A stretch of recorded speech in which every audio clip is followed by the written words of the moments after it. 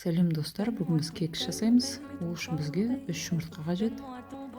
Жұмыртқаны жарып, ыдысқа салып, үстіне шекер саламыз. Вуаля! Енді оны миксермен араластырамыз.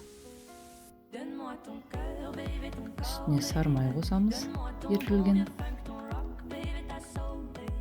Және де сүт. Оны да тағы да миксермен араластырамыз.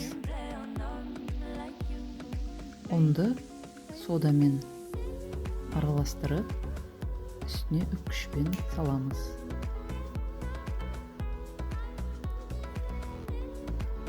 Пеште 180 градуста 20-30 минуттай пісіреміз.